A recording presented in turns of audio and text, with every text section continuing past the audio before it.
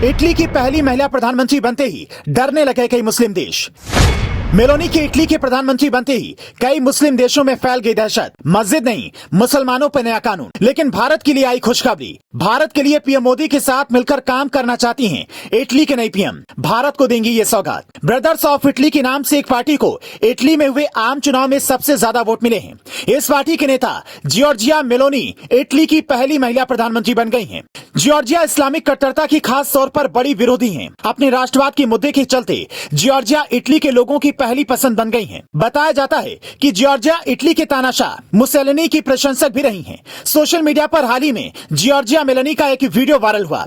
Giorgia Meloni जिसमें मुसलमानों के खिलाफ तगड़ा बयान देती नजर आ रही हैं।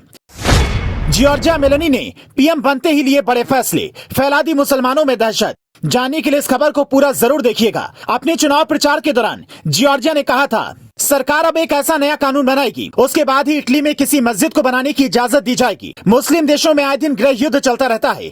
गृह युद्ध की वजह से मुस्लिम देशों में त्रस्त महिलाएं और बच्चों की तस्वीरें पूरी दुनिया भर में दिखाई जाती हैं। लेकिन जब शरणार्थी बनाने की बात आती है तो उसे ज्यादातर पुरुष शरणार्थी आ जाते हैं। ऐसा माना जा रहा है कि शरणार्थियों की वजह से इटली के लोगों को सबसे ज्यादा खतरा महसूस हो रहा है। खासकर मुस्लिम देशों से आए हुए शरणार्थी और यूरोप के देशों के लिए एक बड़ी समस्या बनते जा रही है। लगातार इनकी संख्या फैलती जा रही है। वहाँ के प्राकृतिक संसाधनों पर भी बोझ बन गए हैं। लगातार यूरोपीय देशों में कट्टरपंथी हमले किए जा रहे हैं। सबसे बड़ा उदाहरण इसका फ्रांस है। आपको बता दें कि बड़ी मात्रा में मुस्लिम देशों में शरणार्थी आने से राष्ट्रवाद की एक नई लहर इटली में दौड़ गई है। जॉर्जिया ने इसी लहर को राष्ट्रवाद का मुद्दा बनाकर एक बड़ी जीत हासिल की है।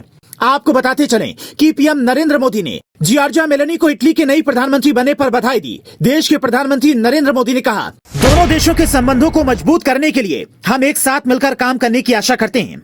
इसके जवाब में इटली की पीएम जॉर्जिया ने भी प्रधानमंत्री नरेंद्र मोदी को धन्यवाद कर कहा, अंतर्राष्ट्रीय स्थिरता और अन्य सभी वैश्विक चुनौतियों पर आपकी और आपकी सरकार के साथ सहयोग करने के लिए हम तैयार हैं। इटली के लोगों ने हमें एक प्रासंगिक जिम्मेदारी सौंपी है। ये हमारा काम होगा कि हम उन्हें निराश न करें और राष्ट्रपति गरिमा और गौरव को बहाल करने के लिए अपना सर्वश्रेष्ठ प्रयास करें।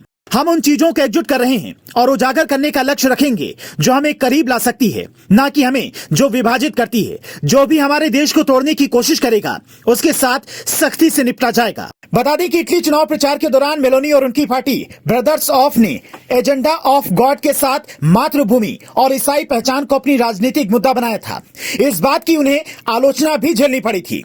नौ फसीवाद आंदोलन के तौर पर वो खुद की पहचान जताती हैं। इटली और भारत के इस रिश्ते पर आपकी क्या राय है, हमें कमेंट करके जरूर बताएं। देश दुनिया से जुड़ी तमाम खबरों के लिए पेज को फॉलो करना ना भूलें।